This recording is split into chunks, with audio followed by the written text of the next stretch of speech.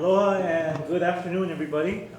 Not sure where I should be looking at the camera because there's no audience probably, so it's regular. Yeah. Anyway, before I start today, I just wanted to thank again the entire staff of the department. And what a wonderful job you guys did at the Haiku Stairs hearing, technology-wise, and our commitment to the public and having them participate. I think I can speak on behalf of the entire board. We're really proud of that, and so thank you very much. Thank you, Chair and members. It was a great team effort by a lot of the team here at BWS. All right, so today we just have, this is the agenda for the May 11th, 2020 workshop meeting of the Board of Water Supply. And we just have one item today. It's just a workshop meeting on the proposed fiscal year 2020-2021 operating and capital improvement program budget. Manager Lau? Thank you, Chair. At this time, I have head of our executive support office, Raylin Nakabayashi, and she took the position, the head of our executive support office, Robert Morita, as you remember, would be the one doing the presentation, but this year we are glad to have Ray with us. So without further ado, I'd like to turn it over to Ray. Go ahead, Ray. I'm sorry, this is Moana. Can I just ask the chair to announce who's here from the board and let us all know? Who's Please? present in Thank you. person? and Okay, yeah. by teleconference. Still getting Thank you, used Paul. to this method. So I'm gonna be taking a roll call of the board members. Board members, when you hear your name, please respond verbally and say aye. Vice Chair Kapoa-Sproat, Aye. Member Kei Matsui, Aye. Member Ray Soon, Aye. Member Max Sword, Here. Member Ross Sasamura, and Member Jade Butai. Aye. Thank you members, thank you for being here today. Just a friendly reminder to everyone joining us on WebEx, please mute your microphone, please. Chair, I just wanted to also verify, Jeff Lau, are you on the phone too? Yes, I'm online. Thank you, Ernie. Okay, and then also, I won't introduce them, but Chair, we have all my Deputy Manager, Ellen Kitamura, also by WebEx, also all the program administrators for all and heads of offices for the Board of Water Supply, and they're here to answer any more detailed questions you might have about the budget. Ray, go ahead. Oh, sorry, one more note. Okay. I would like to note that the phone lines are currently open for anyone in the public who wants to testify or to have any input today. Thank you. Thank you. Thank you, Chair and members. At this time, I'd like to provide you with a brief overview of the fiscal 21 operating budget. Fiscal 21 is a period of July 1st, 2020 through June 30th, 2021. And this is the same fiscal period used by the state and other counties. The 2021 operating budget and capital improvement program budget presented before you are in alignment with the board's priorities and department's plans and objectives for the upcoming budget period and beyond. The operating budget that you are about to review was carefully put together in consideration of the unprecedented economic situation we find ourselves in currently. The capital improvement program budget aligns with the goals developed in our water master plan and our long-range financial plan. The operating budget increases by $3.4 million or 1.7% over fiscal year 2020. The capital improvement program budget increases by $3.8 million or 2.3% over the prior fiscal year. As was shown on the previous slide, the proposed fiscal 21 operating budget increases by only 1.7%. I do want to highlight that a 1.7% increase in the operating budget is less than half of the annual projected increase that was used in developing our long-range financial plan, which assumed an increase of 3.5% annually. With the uncertainty of economic impacts caused by the global health emergency, the The BWS took a very conservative approach in developing its proposed fiscal 21 operating budget. We cut or deferred all discretionary cost items and continued to focus on right-sizing our staff operations, while still fully funding all non-discretionary items such as other post-employment benefits, the employee retirement system, and other fixed charges. Maintaining an essentially flat budget while non-discretionary cost items are on the rise was a challenge, though we feel that this is the most fiscally prudent course of action given our current economic uncertainty. We have also executed a contract to update our long-range financial plan, which will consider the specific pandemic scenario we are in. We plan to have that work completed before the next budget cycle so that we can make better informed decisions going into fiscal 22 and beyond. So the capital improvement budget increases by 2.3% and remains consistent with our long-range financial plan and keeps us on target to achieve the goals set out by our water master plan. If I could pause for a moment, just a friendly reminder to board members about wearing a mask. Fortunately, I just sneezed and kept my droplets to myself because I was wearing a mask. Thank you, gentlemen. Okay, go ahead. Sorry. You will see on the later slides presented by Jason that the CIP budget does leverage the potential for federal stimulus funding should it become available. While we still intend to use a combination of funds, cash, state revolving fund loans, and bonds, based on preliminary information from the State Department of Health, we have identified projects in our upcoming CIP that may be eligible for stimulus funds. Consistent with our long-range financial plan, we do intend to issue revenue bonds in the second half of fiscal year 21, and that bond issuance is anticipated to be $7.29 million. Okay, so here are the comparisons between the fiscal 21 budget and the fiscal 20 budget. Total revenues are projected to decrease by 0.5%, and I will discuss revenues in more detail in the revenue sections of this presentation. Operating expenditures are budgeted to increase by 1.7% due to cost increases that are outside of the BWS control and by several initiatives in the upcoming year. These will be covered in more detail during the budget highlight slides. Okay, so the proposed operating budget for fiscal 21 is based upon total operating fund resources of about $295 million. The BWS has purposely tried to maintain a balance of keeping enough financial reserves so that unforeseen events do not completely disrupt our operations while keeping rates affordable. While we have effectively done that by reducing the amount of fund carryover at the end of each fiscal year, it has put more pressure on our revenue sources. In an uncertain economy, you can really see the consequence of decreased revenues on the ending fund balance. This chart shows the effects that a reduced carryover balance has at the end of each fiscal year on the succeeding year's budget. Carryover is simply the term used to describe unbudgeted and unreserved cash remaining. So, in accordance with our board-adopted financial policies, for fiscal 21, the debt service coverage ratio is projected to be 1.6 times. Unfortunately, because of our flat revenue projections and the declining carryover, working capital for fiscal 21 is projected at 41 days. This could be potentially mitigated with federal stimulus funds to cover some of our current and future expenditures, which the BWS is actively seeking. So total operating fund for fiscal 21 is $271.5 million.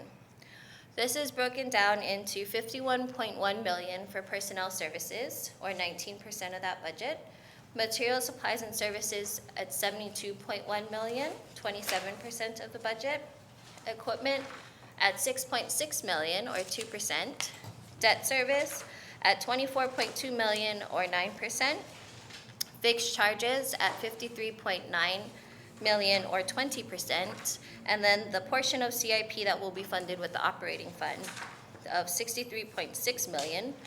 And then of this, $3.4 million is eligible for participation in the state revolving fund loan program, and $6.9 million may be eligible for federal funding. In comparing fiscal 21 proposed operating budget with the fiscal 20 budget, there's approximately $3.3 million more budgeted in fiscal 21.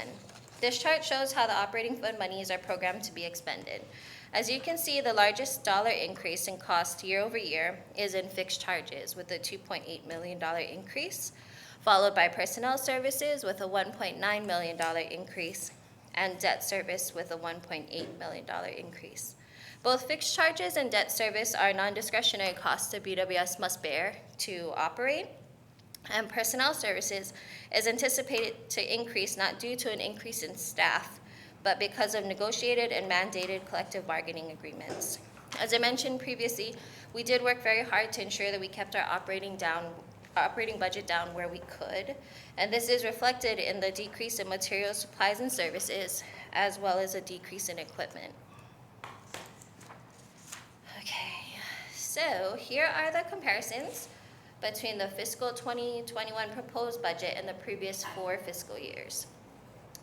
In a concerted effort to right-size the budget, the BWS actually decreased its budget from fiscal year 17 to 19. However, this decreasing trend is not sustainable due to rising costs, collective bargaining agreements, and the Water Master Plan to reach 21 miles per year of replacement pipeline within 10 years. In order for us to reach that goal, it will take people and resources to get there. Okay, so there is no net increase in full-time equivalent employees going into fiscal year 21. We're still at 741. And the increase in cost, as I mentioned before, is due to actually contractual collective bargaining increases.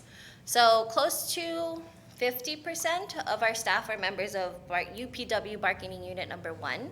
They are on contract to receive raises twice in fiscal year 20, once in July and then once again in January. The remainder of our workforce is HDA Bargaining Units 3, 4, and 13. And at the time the budget was prepared, the City and County of Honolulu had already voted to adopt collective bargaining cost items for these employees. So those raises were forecasted into what we would expend for fiscal 21. As of April 30th, we have about 185 vacant positions in various stages of being filled, and we continue to pursue HR initiatives such as those listed here. So we still look at optimizing our staffing to create efficiencies and to expand our organizational capacity through. Could you restate the unfilled positions you said was 81? 185. 185? Yep.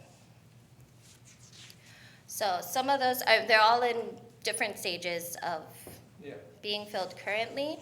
Some of them do get backfilled by contracts as we're working to fill the civil service positions. Some of them are pending recruitment, so you'll see that we don't fully fund those positions going into next fiscal year. We fund them appropriate or commensurate to when we think they'll be filled. Okay. So material services and supplies, as I mentioned, is decreased from the prior year's budget. Some of the highlights of how this number changed was a decreased funding for emergency and contracted road repairs, less funding for automatic meter reading materials and supplies, decreased funding for a drinking water system risk assessment study, and a reduction in funding for a document management system. So these decreases were offset by an increase in funding for sanitary survey inspection services and an increase for the Beretania redevelopment project. Equipment also decreased from fiscal 20 to 21, and there's approximately $682,000 less budgeted in fiscal 21 for new and replacement vehicles and equipment. Fixed charges did increase from 20 to 21, and that's largely due to the increase that we're projecting for the Employer Union Health Benefit Trust Fund contributions and other post-employment benefit contributions, in addition to $2 million more being budgeted for our electricity costs. Okay.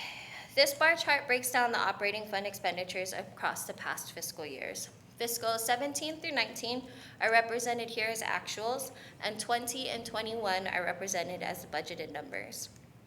As was mentioned, the 21 budget is very lean. We're projecting less operating fund expenditures than were budgeted in fiscal 20, and even less than was actually expended in 19 and 18.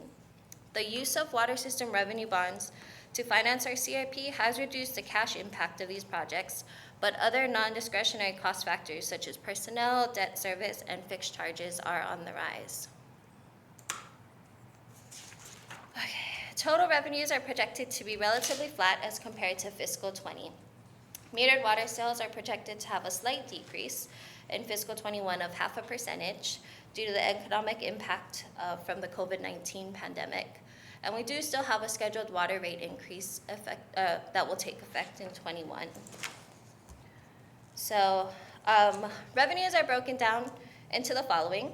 So metered sales of potable and non-potable water are projected to decrease by 1.1 million or 0.5%. And this projection was adjusted to remain essentially flat over fiscal 20 due to those unknown economic impacts from COVID-19.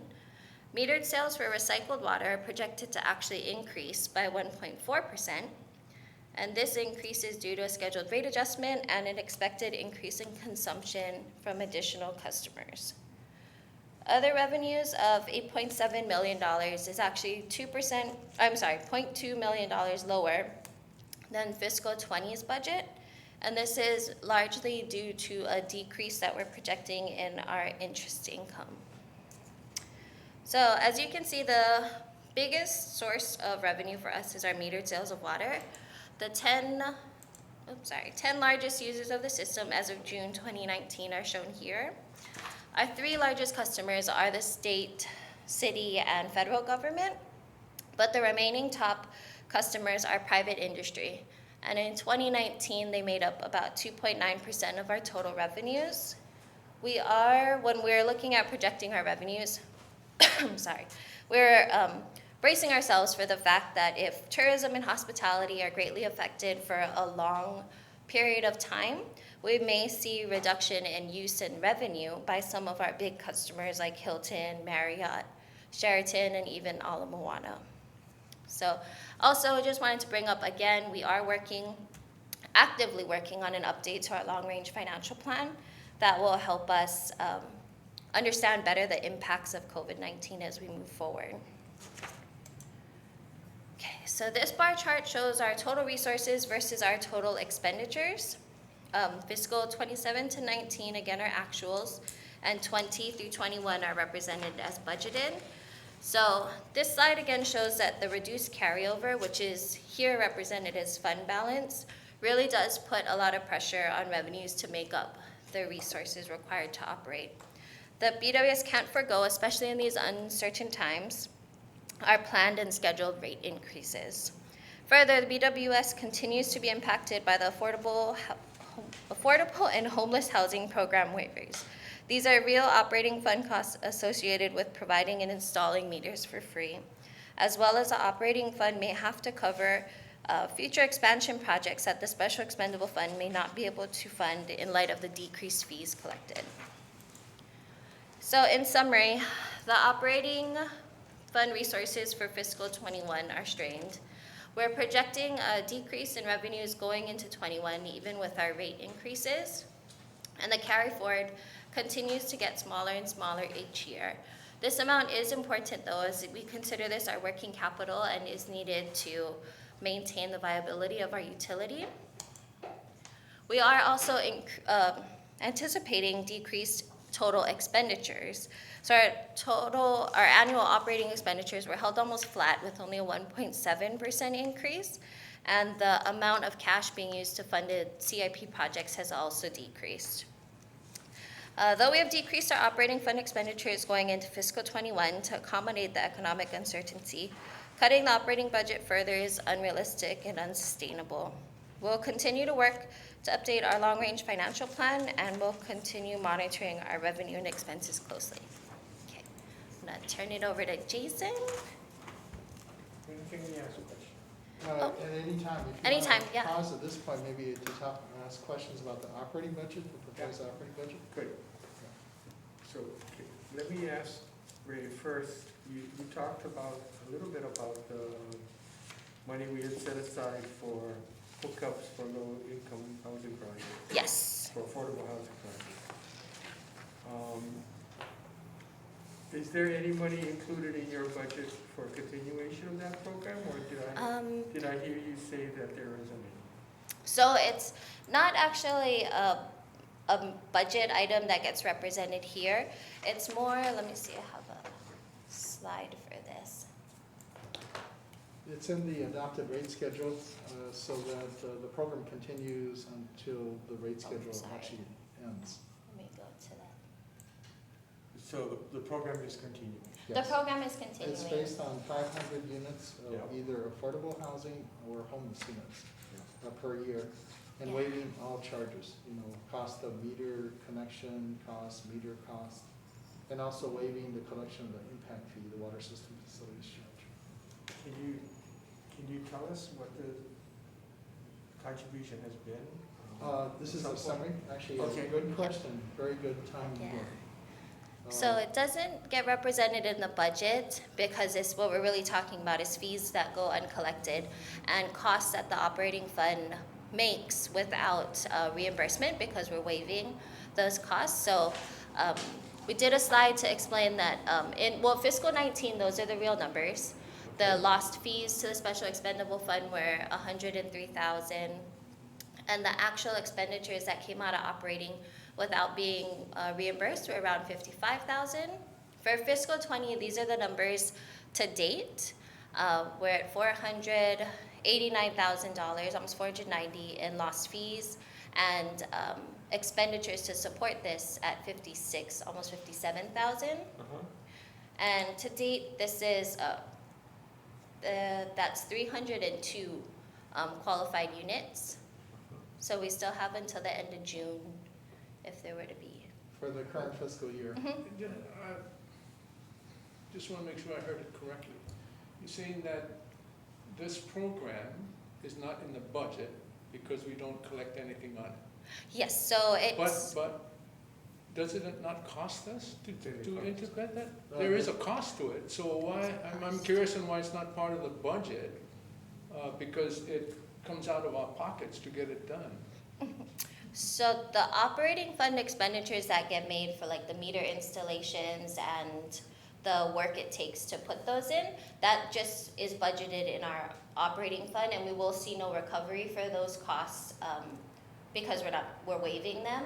The revenue that would have come to the special expendable fund is not captured because we know that we're going to waive the revenue for up to 500 affordable housing units.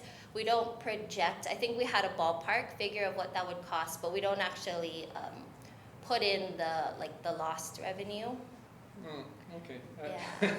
It is. I mean, maybe that's the way It's government kind of works, a- but I mean, if it was in my budget, if it cost me to do A, I mean, I would have to figure out some way to be able to pay for A. Yeah, no, those are good questions, and we're gonna have more internal discussions on how to best account for Yeah, this. I would think so, I mean. But the biggest chunk is the lost opportunity for the collection of the water system facilities charges, which is the larger amount. But that's hard to reflect in an actual annual cost, because ultimately collecting less impact fees, at some point down the road, we may have to float more bonds to finance the projects, but it's kind of an ongoing basis. Yeah, but it was still coming out of our pocket, is what I'm Yeah, trying to say. I think the So- meter cost and the installation costs are still something we're absorbing. So that might be something, an opportunity for reflecting that in the future budgets. So it appeared that we've assisted 480 affordable units, whether affordable or homeless, right? Mhm. Yeah, that's a breakdown by. So this Yeah, is- 480. 480, Are we stopping at 500, or are we The, are you coming back to us for? no, remember, 500 what you per gave year. was, you gave me authority as we approach, like, we're at 480, so there's 20 more to go.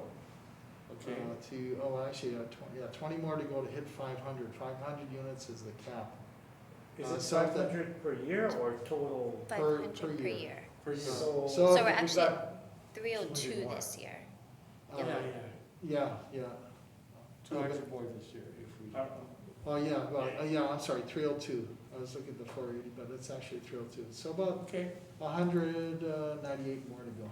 well, Okay. terrific. And that's still June 30th, right? Is Yeah. the But end you of the can year. see that it's gradually increasing from, it started in fiscal year 18? Actually 19. And it's gradually growing as more projects get going. So we anticipate it'll continue to grow like that. If we get close to the 500 unit cap per year, then you've given me discretion to approve that last project that might take it Right. over. And I haven't exercised it yet, we haven't gotten there, but conceivably, maybe in the next few years, we might be in that Well, situation. I'll be curious to see what kind of discussions you folks have on that, because we're gonna be asked to float some more bonds, next year. And yet at the same time, we're not accounting for what we're losing on the back end, Yeah, or the and, front end, whatever the heck you wanna call it, but. yeah, you're right, and that's why we're gonna have more discussion, but I wanted to make sure in the budget, we've at least disclosed to you folks what was happening with this Yeah. program. No, Because well, I understand that. whatever waiver or subsidy program is there, there is a cost to it. Sure, oh, yeah, no, Either that's, loss you know, as our opportunity. fiduciary duty, we as a board have to Right. make sure that we're not bleeding on a negative, and, you know, on a program, you know, 700 some thousand is not cheap change, and as you said, it keeps growing every year. So Yeah. when is it gonna stop, and when is it, are I we think gonna be? I think we're into the FY23 there. Mhm. Will be the last year. I think what we might be able to do, to recognize it, is that just maybe put in an additional line item Mhm. right after revenues, similar to how businesses would disclose the amount of discounts, refunds, and, Actually, if you go So- to the actual if it's proposal. not already in there. No, actually, it's not in the table, but it's in a footnote below that table, so. Ray, what page was that? I think it is, sorry, I've got the budget book open now. Page 8. Page 8 on the handouts you guys gave us? Hold on, it's in one of the tables Yeah. and there's a footnote. So this is page 4. Oh, I'm sorry. I Can you don't bring know it up why. on the screen? Yeah, Thank you. Oh. let me just exit out of this, and then, okay. Is that on your PowerPoint? Oh, Not no, in the this is the PowerPoint. budget book. It's in this, It wasn't document. in Oh, this part, the Yeah. front part. The actual Okay. proposed budget. Yeah. the big one. So if you could bring it to the footer there. Yes, so previously we had tried to show this as a transfer from the operating fund, an estimated transfer from the operating fund to the special expendable fund to capture that the special X fund is missing out on revenues. But accounting wise, I guess that's not the appropriate mechanism to account for it. So going forward, we will footnote for you what it cost. And so you know, the current, the expansion projects currently proposed still fit within the amount of balance the special expenditure fund has. So the operating fund is not absorbing expansion programs, right, or expansion projects now because Special X lacks the resources to do so. But that is, like you're saying, would be the cost going forward, is that if Special X fund doesn't collect enough revenues to fund expansion, that the operating fund needs to fund expansion projects. Yeah, because the way I look at it is that, as the chair says, you know, if there was a line there, and then when we're asked to raise the rates, you know, I mean, my friends keep telling me, say, you know, how come we raise it? I said, well, you know, we gotta pay for all the improvements, but, Right. you know, if we can show that, hey, look, it's not, you know, we got this we have to cover, this program we gotta cover, so, yeah, if it could be somewhere in here that we could see that it would work. Let us take a look at it. I don't know if we are gonna be able to change the budget quickly by the time it goes before the board at the next meeting, but we'll take a look at it. You're right, we need, and that's why I asked this footer to be added to disclose what the program's cost is or lost opportunity in collecting revenue, impact fees. But I do know that when we established this, there was a lot of hand-wringing that it was gonna be way more than 500 units, and we're way less than 500 units per year. Right, so far, So, yeah, so I'm glad we did it, I'm glad you guys are continuing to monitor and stay on it. I'm glad we continue to be at the table in conversation. Thank you. I think at the time when we were considering the program before it was adopted with the new water rate schedule, there was a lot of back and forth with like DPP to figure out how many units per year would be built. And nobody really knew. So I think we estimated that at some point in time, the program might impact about $900,000 worth of impact fees and meter costs. We're not there yet, but the program seems to be working and growing in popularity right now. And we'll continue to go forward until fiscal year 23 for this program.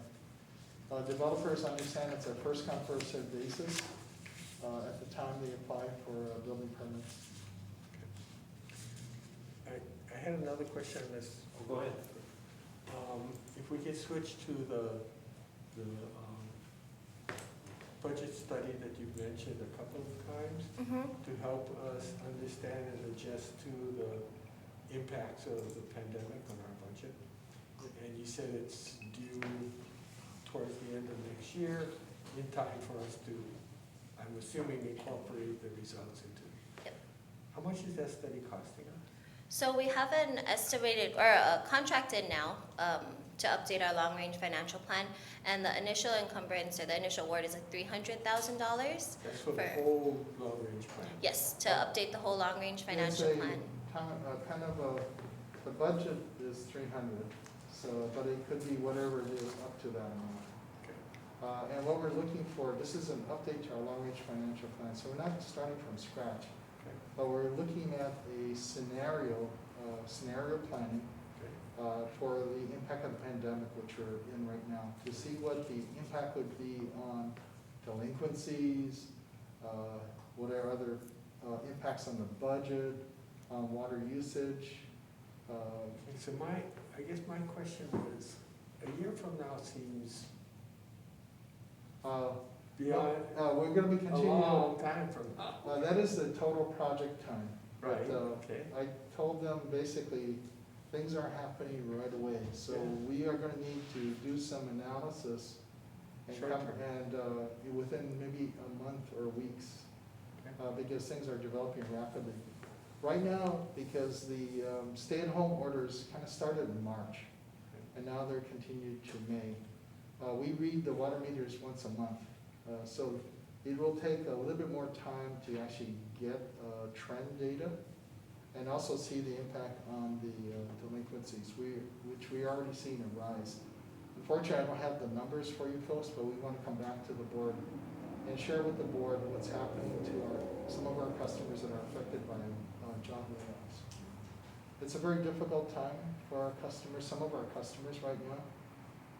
The mayor just announced a program to help with customers or the public that's going through layoffs to support payment of rent or utility bills. We've been advocating early to the administration that using the federal funds, maybe the CARES Act funds, and use that to help create through a nonprofit, existing nonprofit locally, to look at programs to help support our customers with utility bills, not only water, but also wastewater and other types of utility bills. We have suspended turn-offs of water or shut-offs of water because of unpaid bills. And that is also consistent with the governor's proclamation to suspend that. But we are tracking how much they owe us, and we'll be contacting the customers to enter into payment plans once they get back on their feet. This is actually consistent across the country. We've participated in multiple web meetings with other utilities across the country. Some of our national organizations, AWWA, American Water Works Association, the Association of Metropolitan Water Agencies, and everybody's kind of taking the same approach right now, suspending shut-offs. Hawaiian Electric has also done the same thing, so people will have power during this time. But it poses some challenges that we've never seen before. And that's why the determined that it's time to do an update to our long-range financial plan and be able to involve the board and share with the board some of the scenarios and effects. Remember also, any adjustments in the long-range financial plan will come back to the board to finalize them into the plan, because it's a board policy document at the end of the day. Okay, yeah, definitely having a kind of a study as far as how the pandemic affects usage as well as collection rates would be Yes. appreciated. Yeah. I have a couple other things I wanted to ask about. First is there's been some discussion about the federal stimulus money. How does that work? Do we make an independent application? Are we part of the city? Right now, Ray, please correct me if I misspeak here, but I understand under the CARES Act, there's, the city and county of Honolulu received something like $380 million federal stimulus funds. And it's up to the city within the rules of the legislation there to be able to use those funds to the benefit of our community and the city government. There's also potential for another stimulus package that we've heard through a national organization. And this stimulus package will be geared toward infrastructure, we think, if it gets passed. So some of the CIP budget you'll see is identifying projects for possible federal stimulus funding in our CIP. We're hoping that that will be supported, and we've been in discussion with the State Department of Health on this, and it's looking like potentially clean water and drinking water side. So on the wastewater side and also the drinking water revolving loan programs. The stimulus funds might go through them. The stimulus fund package hasn't passed Congress yet, although I heard this week that the House might be, Congress might be considering another package going forward. Okay, good. Just wondering how that all works. Okay. What about personnel decisions? Are we in lockstep with the city, or do we make our own determination? We are pretty much in lockstep. We are subject to the Department of Human Resources. We are part of the civil service system, which the city and county of Honolulu is a jurisdiction. There are some slight policy differences that we've taken to further what we feel is necessary to try to protect our workforce here, because Board of Water Supply provides a critical service to our community. So things like we recently shared a process to be used uniformly across the BWS, a sick leave policy. If people exhibit symptoms of COVID-19, then we don't want them to come to work and potentially infect others. So that's one. What are the other policies there? So did you mean by like collective bargaining? Are we locked in with the? Collective yes. bargaining, we are. Yeah, definitely collective bargaining, but what about things like, let's say, what if there's a hiring freeze or furloughs or? Chair, I'm glad you brought that up. That's something I will explore with the city administration if they go down that route. Right now, the mayor doesn't seem to be interested in going down that route because, but I know at the state level, at the state government, because their revenue streams are the general excise tax, the state income tax. They're more sensitive to fluctuations in the economy. For the rest of the city government, it's property tax revenue is a primary revenue source. And for the Board of Water Supply, it's people that use water and pay for water. So our revenue streams are a little bit more stable to short-term impacts to the economy. But the state's budget is not. And having worked at the state before, I think that they're going to go through the difficult discussions about things like furloughs or even layoffs or other things, ways to cut programs. Very difficult time for them, and the legislature just restarted today, the state legislature. So They have a difficult task ahead of them. But for us, I want to be very careful because things like a hiring freeze, which was implemented here a number of years ago, we're still feeling some of the impacts as an organization as we try to recover from a multi-year hiring freeze. So we want to be very careful. But we have to be fiscally responsible too. So in development of this budget, looking at the proposed FY21 budget, compared to the FY20 budget, the initial proposals that came in from our programs within the BWS was for a bigger budget. I basically, at the outbreak of COVID-19, asked all my program administrators, go back, sharpen your pencils, look at cutting your budgets like by 15%, and you figure out how to do that.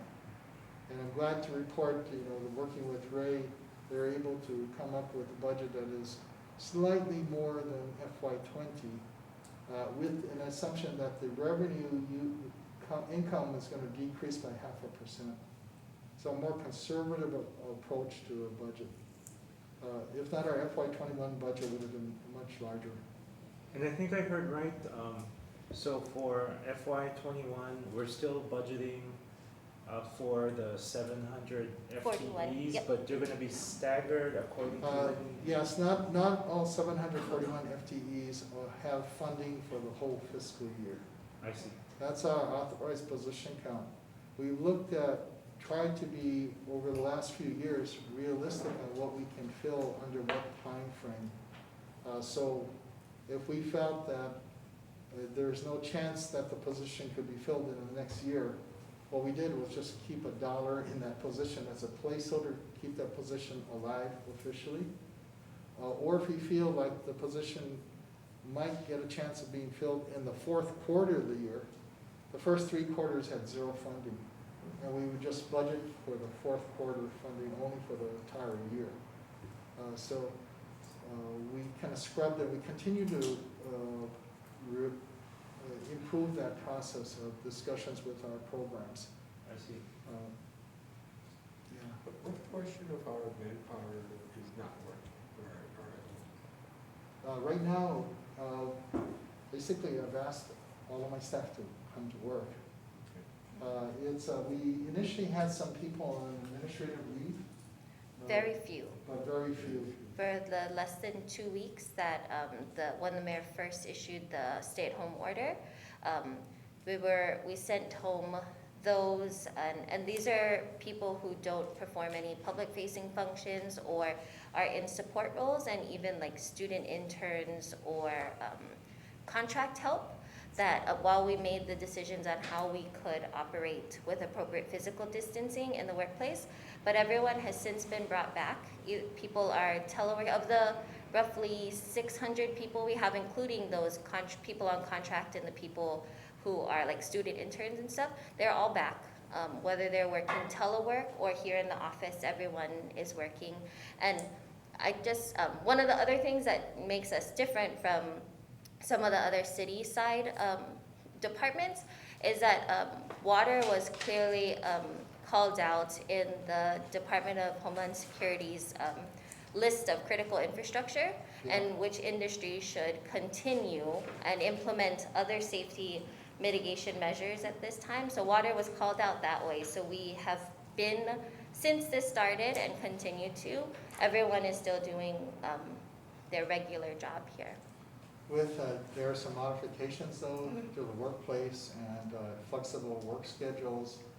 Teleworking, I think we have a little over 100 employees right now teleworking. There are about 140 people. That's one thing that I think has been maybe a positive story, is the ability. Government has usually been very reluctant to do teleworking, but the pandemic has accelerated the decision-making to like a day or two, okay. And the city is also teleworking a number of their staff. But we've taken the position that everybody in the Board of Water Supply is important. And we provide an essential service to our community, especially with people staying at home right now. They need to be assured a good supply of drinking water to their home, or it'll become very difficult. Be interesting to see what the consumption, if it went. We know Consumption went up with we everybody know staying that home. certain areas of the island where there's like non-residential commercial customers, like Waikiki, usage seems to have gone down Yeah. significantly. I can imagine. Waikiki by itself would use 9 or 10 million gallons a day by itself. But now it might be down to like 6 million or so a day. So a significant drop because the hotels are shut down. Yeah. We've used it as an opportunity with our field operations to go and change out the large compound meters in Waikiki, which is easier to do when the hotel is shut down because you have to shut off the water to put a brand new meter in. So I think the last number I heard was about 38 large compound meters have been changed out in our Waikiki service area. So we continue to work at that. I just want to recognize, Mike Fouquet and his team at Field Operations. They came up with that suggestion. Well, the hotels are shut down. Let's use it as an opportunity to change out these old, large compound meters, which bring a lot of revenue into our system. An older meter might be under-registering the usage, and we might be losing revenue. So a newer meter will be accurate and make sure we get the revenue that we should get from their usage.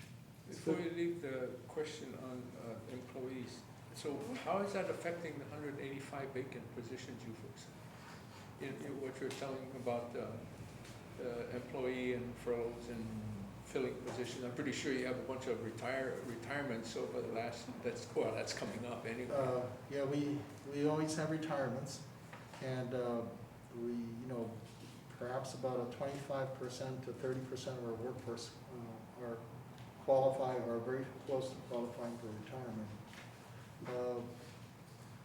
So we're kind of monitoring that very closely. I haven't seen a lot of retirements, but Max, I have Michelle Thomas on the line here on WebEx. Michelle, can you answer Max's question? Sure. We have been seeing an uptick in retirements over the last couple of weeks, which is understandable given the current situation, especially since most of those folks who are able to retire are also part of those vulnerable groups, and they're probably looking at their current situations personally and determining whether or not they want to be in the workplace. Otherwise, as far as our recruitment has been going, we are full steam ahead. We are trying to come up with innovative ways in order for us to capitalize the fact that we have quite a few people out there that may be looking for jobs right now. And so we've encouraged our programs to turn to virtual interview processes, looking at different ways where we can facilitate the recruitment process and be able to bring in those valuable workers that are needed for us to be able to do our big jobs. Prior to this, it seems like only a few months ago, the unemployment rate was down like 2 or 3% for the state of Hawaii. And almost overnight, it's completely changed. So our approach is to try to fill as many as we can, because right now the pool of potential applicants are out there. I was just leading, exactly that's what is you say no net increase for your budget coming up, but yet you still have 185 vacancies to fill. So what? Michelle, the I'm 180. trying to understand The 185 is, and not all of it is just purely just sitting there, right? Is it in various stages of trying to be filled? Correct. The 185 positions that Merlin was speaking about, various different stages of the recruitment and classification process. Some of them we have not been able to recruit on because of the fact that we have a variety of reorganizations that are going on. We also have several of those positions that are currently being revised in order for it to fit our particular operations as we do today. Additionally, a lot of those other positions are positions that we've been recruiting for a while, but they're critically needed positions that are very difficult to recruit for. As you know, we have quite a few positions that are specialized, particularly ones in IT, engineering, as well as our skilled trades, which are vacancies much more difficult to find the appropriate staffing with the appropriate knowledge, skills, and abilities to fill those. But we are trying to work to fill each and every one of those positions as necessary. And as I mentioned earlier, it really is just depending on what stage of the recruitment and classification process they're in. Michelle, out of the 185, how many positions have no action attached to them? Approximately, as I saw of about a week ago, there's about 30 or so of those positions that have no action. All the rest of them have some sort of action ongoing at this point. So, in process of trying to get filled at some various stages. Okay, thanks. No, the reason why, because if you have no increase in full-time employees, I'm just trying to, like I said, that means you're not gonna go over 741? That's my. That's my question. my- Basically, that's the bottom of the At question. some point, we may have to come back to the board to increase the authorized total ceiling for us, which is 741 right now. Okay. But I'm trying to, Just, I basically are telling my staff that we need to use what we have right now. You know, we have positions that maybe should be moved around within the organization to other priority areas. okay, I just wanna make sure that you Before we don't, come back to the board. yeah, you don't shortchange yourself, is what I'm trying Yeah, to no, get at. thank you. Okay, I just wanna make sure you But we're don't. also realistic on the time frame it takes Yeah, to yeah, fill. yeah. So we don't wanna lock budget full funding for the whole year, when we know we won't be able to fill it maybe till the last Okay. part of the year. Fair enough. I understand, I just hope we're being, and it sounds like Michelle is, because we've sat with her a number of years, a number of times now over the years, and it's very difficult to fill some of these positions. I would continue to be aggressive in this period, because there are a lot of private guys who have lost jobs, who are gonna get rehired, they know that, they're gonna go back. But they may be uneasy about the uncertainty of their positions and what is this pandemic gonna look like a year or two from now, and do they wanna take the risk? Here's a good job with the water supply, yeah, maybe it doesn't have the salary or the upside, But there's we're a service that's always needed. in security, I just Yeah. would continue to be aggressive trying to So- fill those. Thank you, Board Member Soon. So we're looking at going out and trying to basically do our own advertising for our positions. Good.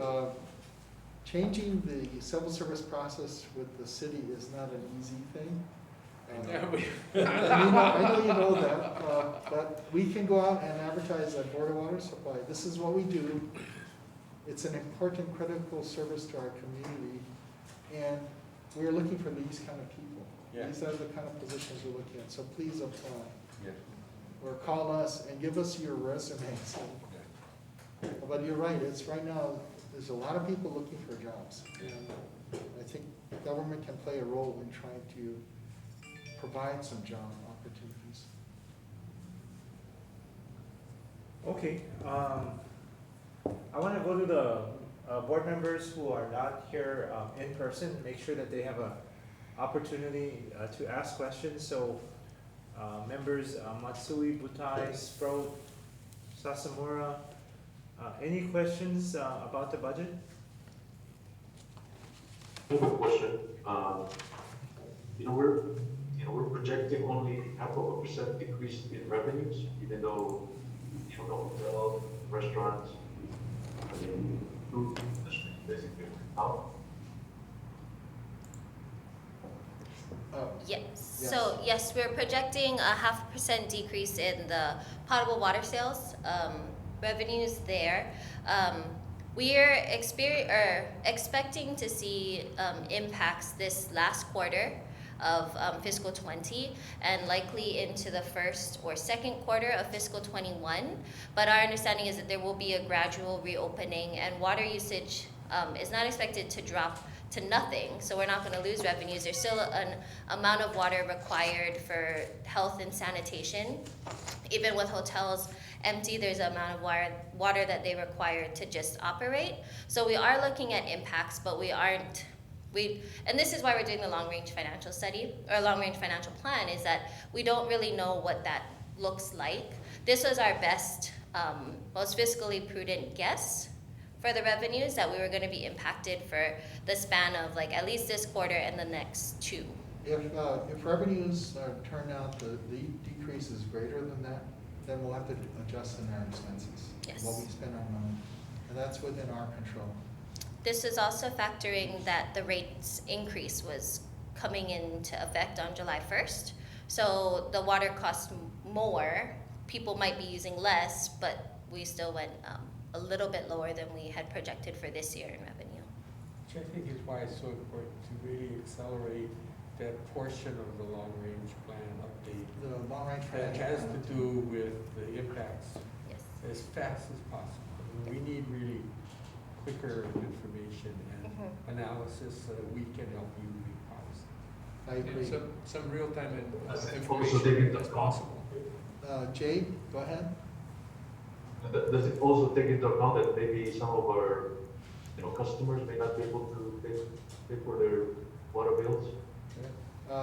Yeah, right now, Jade, what we've done is, they'll continue to use water because we're not gonna turn off their water meter. So the water meter will continue to measure how much water they use, and at some point in the future, we'll make it, work it out with our customers through a payment arrangement. So that's our hope. Our hope is also that there may be continued federal programs that might help customers that qualify for it with some assistance in like utility bills, rent, and other things. It is a difficult time. Like I said, though, the water rates are our primary source of revenue to operate and maintain the entire water system for our community, so that's our primary source of revenue. Any more questions, members not physically present on the operating budget? This is Kapoor. I have a follow-up question to Dave's question, actually, with respect to the working capital, because that's something that I was also wondering as well. I noticed that we're dipping below our target, and just in planning for kind of, the future and what's happened, that people can't play. I understand we aren't going to shut people off, and I think that's important, but I just want to make sure in planning for that we have sufficient supplies. And so I want to make sure that you folks feel comfortable with where we are with respect to working capital. The 41 days is, I would love to have it at 60 days right now, but it's very difficult under the circumstances. 41 days is okay. If we do get hit with a hurricane, we do have still CIP projects that could be deferred that are funded by rate revenue and not bond funds. So what would happen if we needed more capital to operate after a disaster, we would probably defer some of the CIP projects that are rate funded and utilize that capital, that cash to fund operations. Okay. But I think we should still continue to work toward that 60-day target in the future and plan our water rates accordingly around that. But under the circumstances, I think we can live with what it is today as proposed. But thank you. Sure. I had another question just with respect to budgeting, I guess, for supplies. I'm wondering about, in the event of the changing reality and what the new normal is, how has the budget at all, if at all, accounted for PPE, other kinds of supplies like hand sanitizer and other kinds of things that we're going to need to keep our employees safe and make sure that they have what they need when they're out in the field in particular? Ray, you want to answer that? Yeah, sure. So we have purchased a lot of supplies related to COVID-19 currently out of this current fiscal 20 budget. And luckily the operating budgets provide us that flexibility to reprioritize. If we need to buy supplies, we can defer buying something else that would have gone in storeroom. Instead, we're gonna buy the supplies. So that is something we're doing. We have what we feel to be currently right now sufficient stock to get us through these stay-at-home, work-at-home orders. We updated, here at Veritania campus, there are about 25 different hand sanitizing stations. All of the hand hygiene supplies were given out to our field employees, so they have water, soap, whatever they need to continue hand washing in the field. We've updated our faucets to be touchless faucets to reduce the amount of time, the touching that would spread the germs. We issued cloth face masks to all of our employees, 5 per employee. We have sufficient stock to replace those 5 when they run down. We're applying for, so Ernie mentioned that there is CARES money available right now that the city has.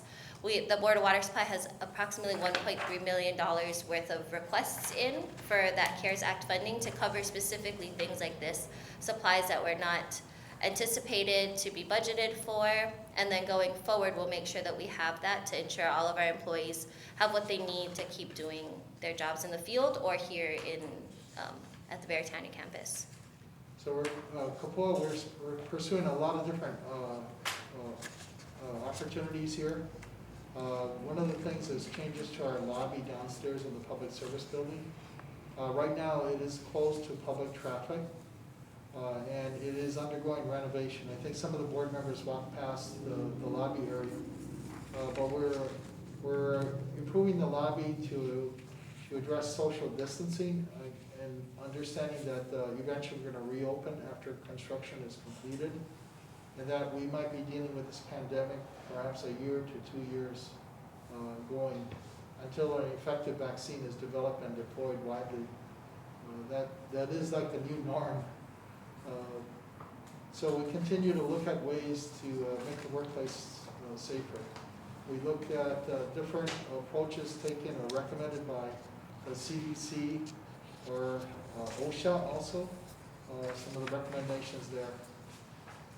It is developing. So you'll see in the future different signage at our entryways. For example, one that might come up in the near future is like no entry or face covering required, please Papua, before entering the building. So those are some of the new norms that's been developed here. That all sounds great. Thank you so much, Ray and Ernie, for that. I guess I just have one more related question. As far as equipment, has there been consideration given to other types of, you might need laptops or even upgrading equipment within the board to ensure that people who need to work remotely can do that? I know that's been a significant consideration for us at UH, and so I'm just wondering to what degree folks have built that or into the budget or feel like there's enough So for us at Board of Water Supply, we're actually had about I think 30 laptops we were going to retire because they had passed their service warranty period. They're still usable and still working, and we usually donate them to the public schools for their use. We kept that batch back, and that's been redeployed a large part to telework, for employees to telework. So we also have another order for laptops in, and anticipate probably keeping the older laptops plus the new order of laptops. Another thing that's made it possible where employees are willing to use their own personal computers at home, we use something called Office 365. So with Office 365, if they mainly need access to their email, to a OneDrive, a cloud drive for documents, they could operate using their own personal computers. We're allowing that. For those employees that need access to the business network here and the storage devices on our network, then they have to go in via VPN. So they only can use a BWS laptop or an iPad to get into the system. Down the road, if we want to expand on telework, we've even have looked at it but not implemented the idea that their desktop at work could be reinstalled at their home. So taking their desktop computer at work and using it at home. We haven't gone down that road yet because it does require certain infrastructure at their home to do that, but if we need to expand more, that's some of the options that we're looking at. The cybersecurity is a concern though, so we have to be careful, proceed very carefully. If I could just add, so what the 140 or so people who are Is it teleworking, 140 now? yeah, there are over 140 okay. applications in for telework. So these people may not telework every day. They may alternate in and out of the office to achieve that physical distancing. But that was what our programs came up with as their like max, I guess, capacity for telework, because there are positions that just are not suited for telework. So we've been able to accommodate everyone's max capacity requests for telework with what equipment we have currently. Like Ernie said, we'll have to continue looking at this because as the situation evolves, if things change, we may need to expand. But for so far, we've been able to accommodate what everybody needs with what we already have. And even after the pandemic, board members, you know, say we get through this pandemic, I think the concept of telework is a viable concept. And we may even continue some of that telework after the pandemic is over. That's great. Thank you so much for those updates. I know a lot of agencies and businesses are really struggling with getting up to speed, so it's impressive that we're actually able to already accommodate 140 people teleworking and that we have the equipment to be able to. So thanks to all of you folks for your hard work. Well, thank you, Kapo. We have a great IT division here at the Board of Water Supply. All right, members, any further questions on the operating budget? If not, I just have a quick question. Can you show me where the budget for Haiku stairs, maintenance and security, is it under water resources? No, or that's in the executive support office in my, so there's a security section under executive support. Let me bring up the, Thank you. So that's in Raylan's area because the security office's function comes under Raylan's executive support office. I just saw it. okay, so here's where the operating costs would come for, other contractual services is where we would charge things like the guard service, special duty police officers, and you are seeing an increase here. 4250. Yes, 942.50 is where you would see those costs.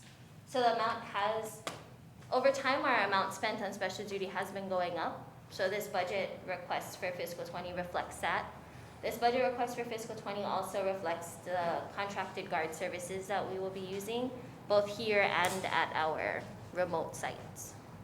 Oh, okay, that was gonna be my next question. Yes. Is your security thing all lumped into one, both, Yes. wherever it is? Contracted services Okay, and HPD are all in the fine. same. I was gonna say, oh, that's awful. Yeah. Okay, I got it. But Haiku stairs, you know, we are working with the city administration to effect the board's decision here as quickly as we can. Excellent. Okay, if there is no further, anything further in the operating budget, we can pivot to the CIP budget. Thank you. Mr. Takaki. Yeah, we have Jason Takaki, head of our capital projects division, to make the presentation. Thank you very much, Ray. Thanks. Thank you. Excellent, Let me very just- good. Yeah, for first time, good done. Thank you. Let me just wipe up for Jason. You sound like you were been around here for like the last 20 years. She's not that old, you know, Well, I don't know. but she's very, very good. Okay, good afternoon, Chair Andaya, board members here and wherever. I'm here to share some of the highlights of the FY21 Capital Improvement Program budget. The annual CIP supports the department's vision and mission is aligned with the Water Master Plan, the strategic plan, and the each division's goals and objectives in support of those plans, as well as the long-range capital improvement program. The CIP carefully balances the needs of the system in providing reliable water service and cost-effective management of assets and funding. The CIP is comprised of 3 project categories: research and development, renewal and replacement, and capacity expansion. Now, this chart provides a breakdown of the project categories and the sources of funding. If you look to the very bottom right-hand corner, you'll see the total CIP for FY21 totals $170,127,500. As Ray and the manager mentioned earlier, the designation of federal funding is where we believe stimulus funding can be used if made available. Now, if our projects do not qualify or funding is not made available, the funding will revert to the appropriate funding type, such as the Special Expendable Fund or the Improvement Fund. As we all know, the municipal water system is massive and diverse. This map illustrates the distribution of this year's design and construction projects as we manage an island-wide municipal water system.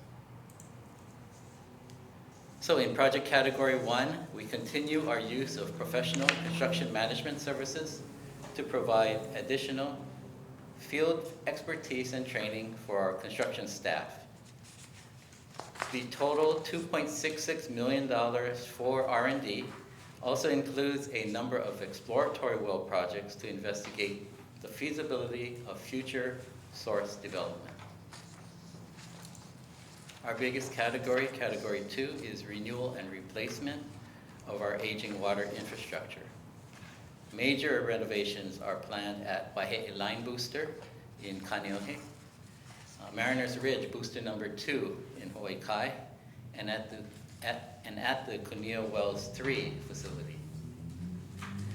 The $105.73 million total appropriation for renewals and replacement also includes the replacement of a failing water reservoir in Kailua, the Kapa'a 272. Category 2 water also includes water main replacements. Construction of 10.4 miles of pipeline is scheduled for areas ranging from Wahiawa to Kailua. The 10.4 miles planned for FY21 exceeds our target of 9 miles for the fiscal year. This is because we are recovering from coming up to 1.2 miles short in the current fiscal year due to COVID-19 related project delays. Main replacement design projects will be initiated in various areas around the island from Kaimuki to Ewa. A total of 8.3 miles of main replacement design projects will be initiated.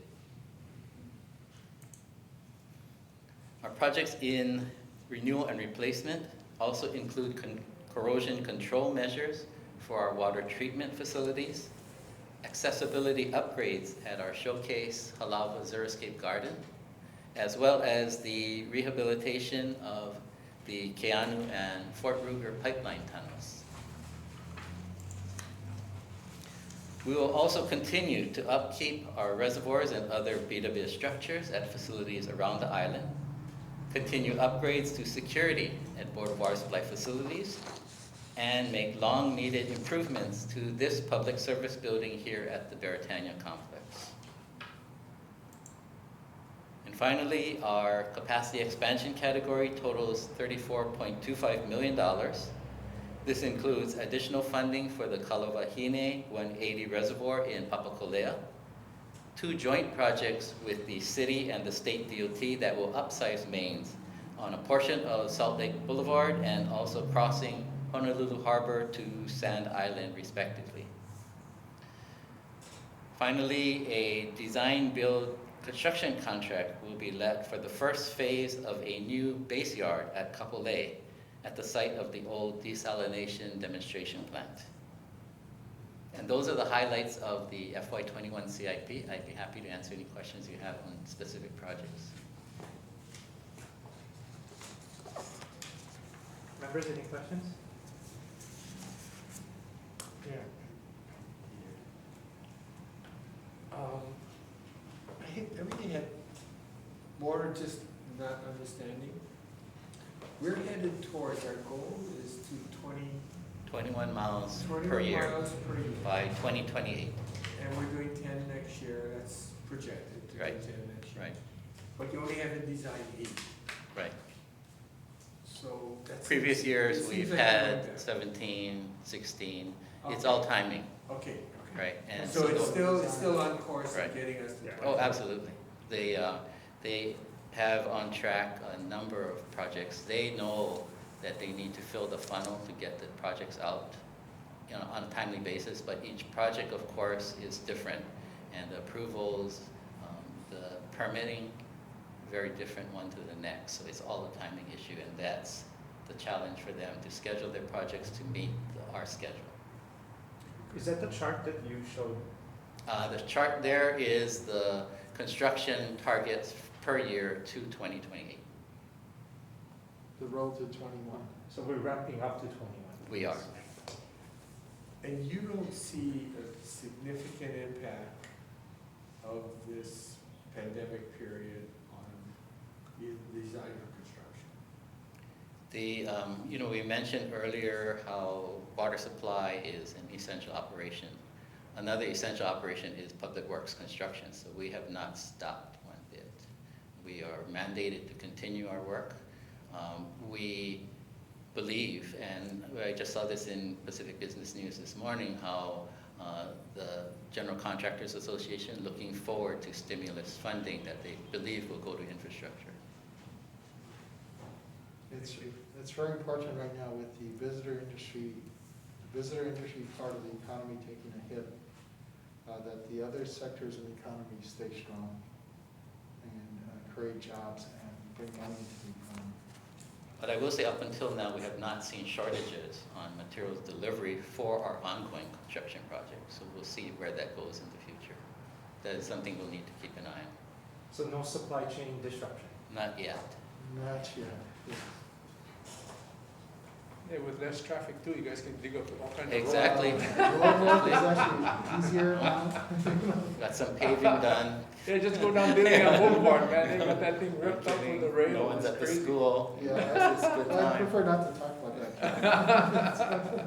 That's another agency. But I know, what I'm saying is that probably would have been, it's a lot easier now with the. In many traffic ways it strong. is. At the same time, Yeah. people are at home, kids are at home, people Yeah. are working at home. Construction makes noise. Disruptions. Yeah. Yeah, I just have one quick question, maybe just minor. The Halava Zero State, is that a high priority for you guys? The Halava garden improvements? It's an important project for us. It's been under planning for a number of years. Oh, okay. And we look at that Zero-Scape Garden as a important part of our education program. Okay. To our community. And yeah, these are accessibility upgrades just to make it more accessible to more people. So. I have a question. So the CIP, how much of it is funded by bonds, the bond revenue? Can you go back to that table? Sure. please? This, So in this table here, the improvement fund, I believe, so, would be- so yeah, so the potential is 7.2, 7.3 million, $73 million.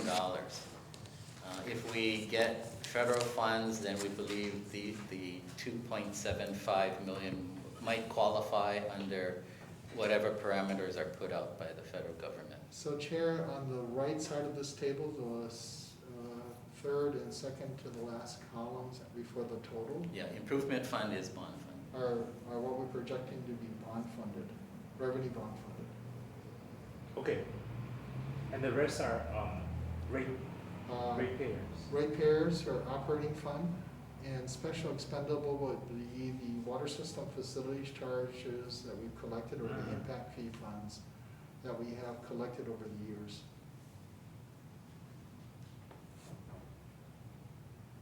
Okay, thank you. Thank you. Members, participating remotely. Any questions on the CIP budget? Not for me. Okay, any further questions, with respect to the budget? Anyone? Yeah, just this process timing. So the budget will come up at the end of the month as introduced, or do you expect to pass it at the end of the month? Our hope was to actually have a public hearing on the budget at the regular board meeting Okay. later this month. Oh, the one later this month? Yes. Oh, okay. So today is a informational workshop on the budget one. No action by the board. But then later this month, I think it was it May 25th? 26th. 26. Is the regular board meeting also with the public hearing on the budget prior. And our hope is that the board would consider adoption of the budget. Yeah, in previous years, we have.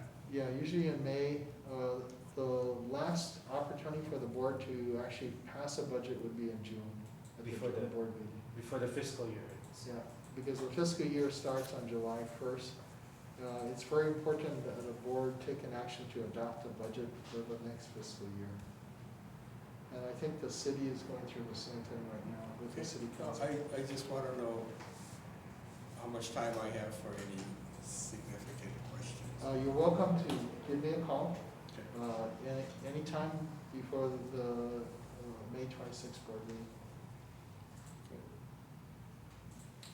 Thank you. Okay, thank you. Thank you. Okay, there is nothing further. I believe this is the only item on the agenda today. I'm not sure if there's any public testimony. No calls. Yeah. No calls. Yeah, the instruction was if there's a call, then wave. Oh, or Steve would wait. throw something at me. Well, I don't want to throw anything. But he did neither of those, so. I do note for the record that there were no callers. No callers. There were not any callers, despite the line being open from 2 p.m. It is now 3:23. Or emails? Or emails? No emails. Okay, that being the only item for information, thank you all for participating. Is there a motion to adjourn? So moved. Double, second? Okay, moved and seconded to adjourn. Is there any discussion? If not, we stand adjourned. Thank you very much, everybody. Stay safe. Hello. Thank you, bye. Thank you.